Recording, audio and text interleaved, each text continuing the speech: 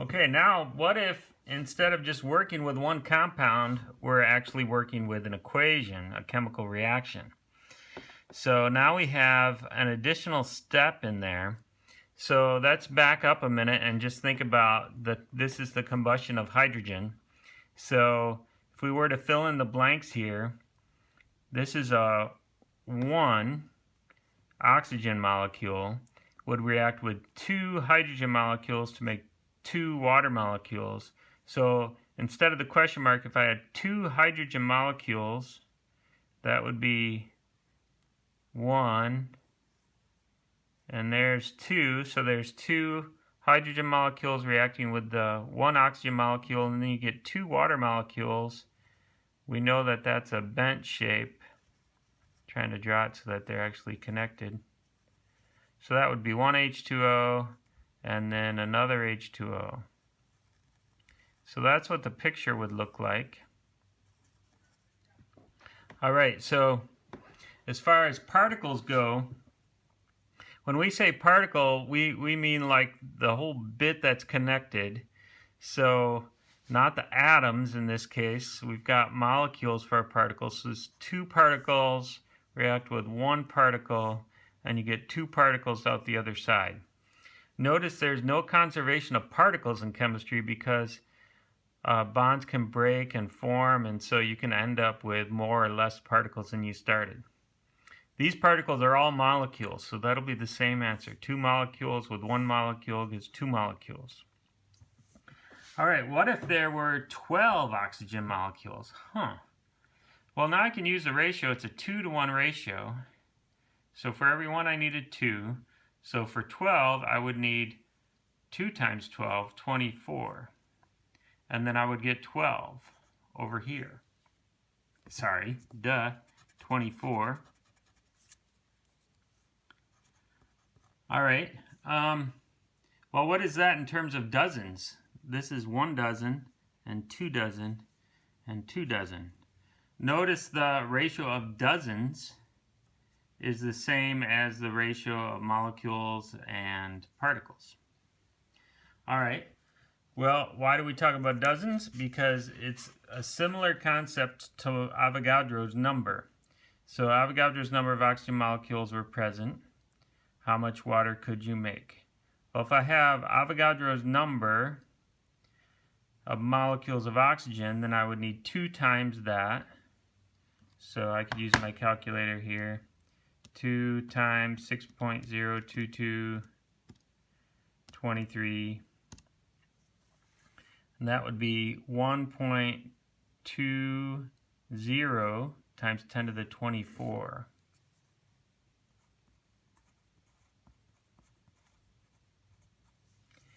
And as far as the water that I'm going to make, that's the same as the hydrogen that goes in.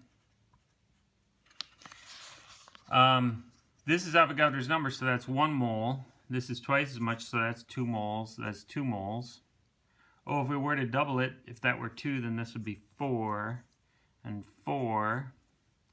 If it were 2.5, then to double it, that would be 5 and 5. And you see kind of how this goes. You can have any ratio, right? And the ratio, by the way, it all comes down to the balanced equation. 2-to-1 ratio, or 1-to-2 ratio. So having a balanced equation, when we learned about balancing equations, that's very important. Because if you don't balance the equation, you don't know the ratio. Right? You need 2-to-1, 2-to-1, etc. Of course, another reaction would have a different ratio. All right, so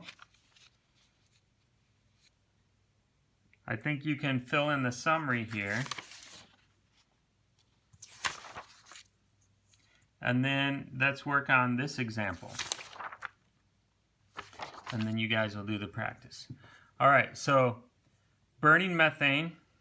If I were to balance this one, why don't I just assume I'll start with 1s here and see how it goes. If it doesn't work out, I can always change it. So if I have a 1 here, that's 4 hydrogens, only 2 hydrogens here, so then I would need a 2 there. I would need a 1 here because 1 carbon, 1 carbon. Then the total of oxygens, I have 2 oxygens plus 2 times 1 would be 4 oxygens, so then I need a 2 here. Okay. So now this could be going between moles and moles. So in this first letter A, I'm assuming an excess of oxygen. So let's say I have plenty of oxygen. How many molecules of water are produced when burning 100 molecules of methane? So I'm going from molecules, methane CH4, and I want to get to molecules of water.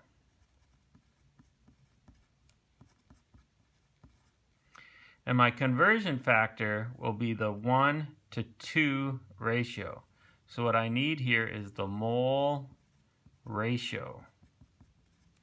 So remember how in the other video we could go between mass and moles and number of things.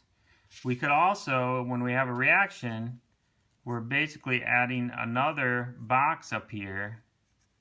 We could go from moles of one thing to moles of something else using the mole ratio. And then once we're at moles of something else, then we could also go to mass of that other thing or number of that other thing, right? So moles is always at the center. Okay, anyway, so let's do it. Our mole ratio is 2:1 or 1:2 depending. So we have 100 molecules of methane.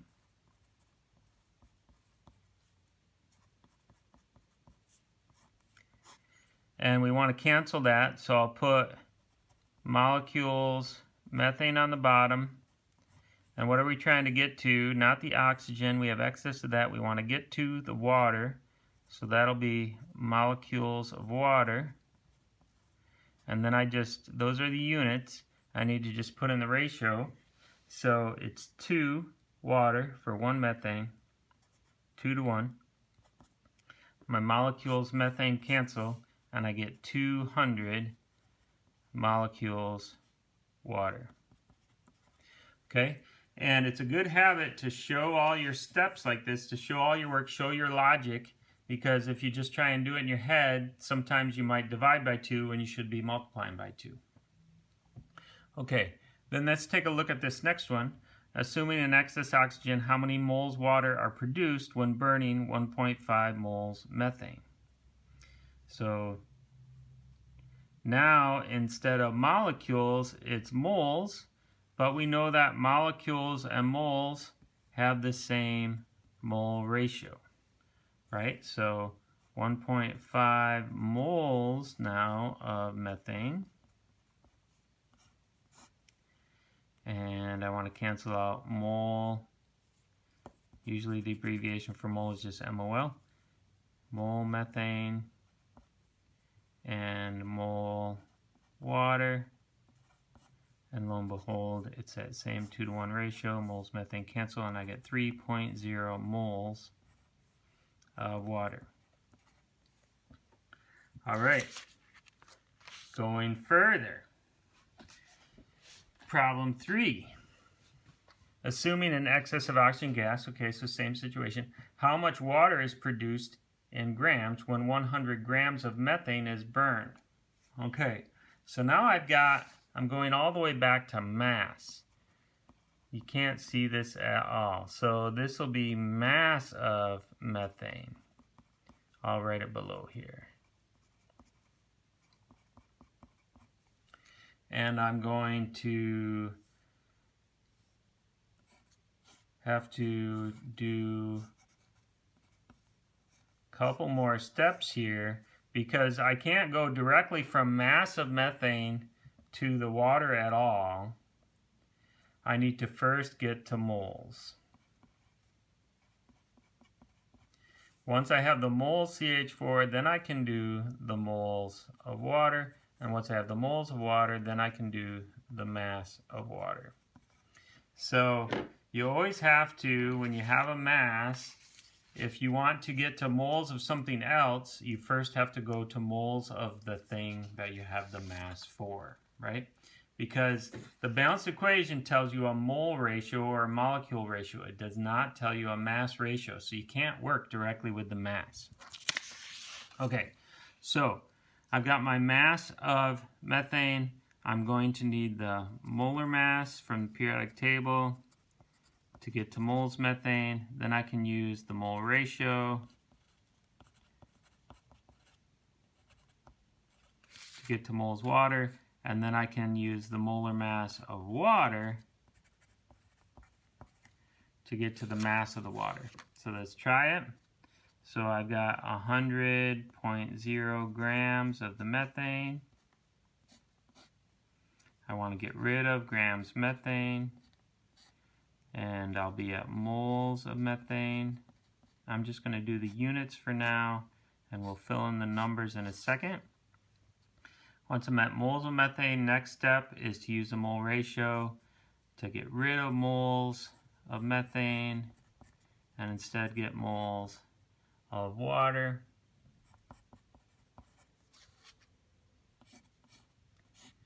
And then last step, then I'll want to get rid of the moles of the water using the molar mass to get the grams of the water.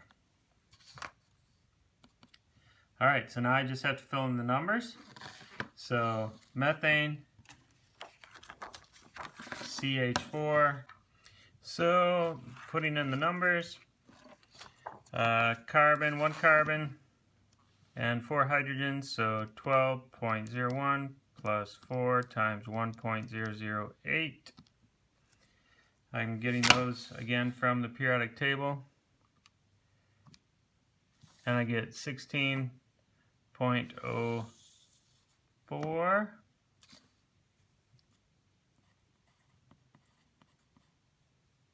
That's for 1 mole of methane.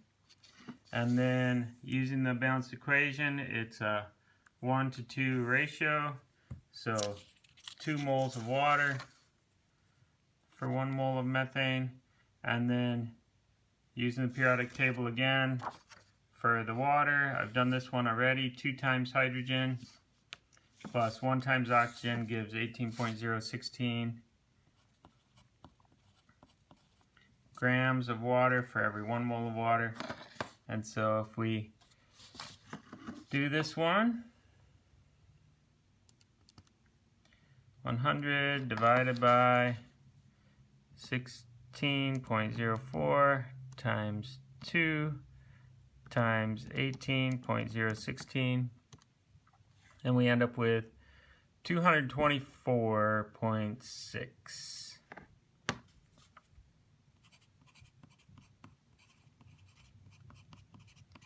And now you might think, whoa, what's going on here? How can we start with 100 grams and we end up with 224 grams? Doesn't that violate conservation of mass? But remember, we are reacting with oxygen, so we would expect some mass to be added because we're adding in those oxygen atoms. So that can happen. All right. One more. So 5 times 10 to the third, so that'll be 5,000 grams of carbon dioxide is produced in this reaction. What mass of methane must be burned? So here, we're actually working with a product, but still the concept is the same. I can go from mass to moles to moles to mass. All right, so I know my mass of CO2, and I'll go to moles. CO2. Then they want me to get to methane, so I'll go to, can't go directly to mass. We want mass, but we can't go directly to it. Our ratio will be always in terms of moles. And then we can do the mass. Okay, so starting with the data is always a number, well, almost always anyway, without a conversion factor. It's just a number. And then after that, you're doing conversion factors. So grams CO2 will give you moles CO2. And again, I'll fill in these numbers in a second. And then it'll be moles of methane instead of moles CO2. And then it will be grams of methane instead of moles of methane. And that'll do it, because the grams will cancel, the moles will cancel, the moles will cancel, and we'll end up with grams. Okay, so to get from mass to moles, we're using the molar mass. So how do I do that? Again, now this is carbon dioxide. So carbon is 12.01 plus dioxide, so 2 times oxygen, 2 times 16, and I get 44.01.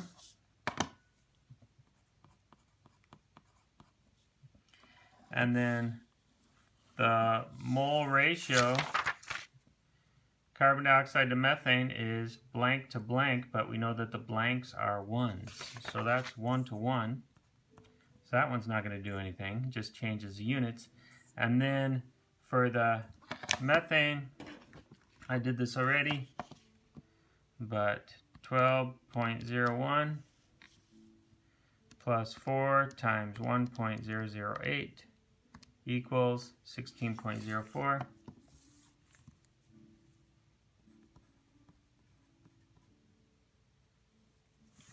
So then what I'll have here will be 5E3, 5 times 10 to the 3, divided by 44.01, times 1 divided by 1, times 16.04, and I get 1822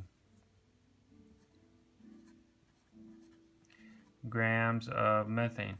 Now, I actually only have 2 significant figures here, and I'm not going to be that fussy about that, but what I should really write down is 1.8 times 10 to the 3rd grams of methane, because if I include all 4 digits, it gives the impression that I had 4 digits here when I didn't. Okay, those are the examples. See if you can do these 3 practice problems.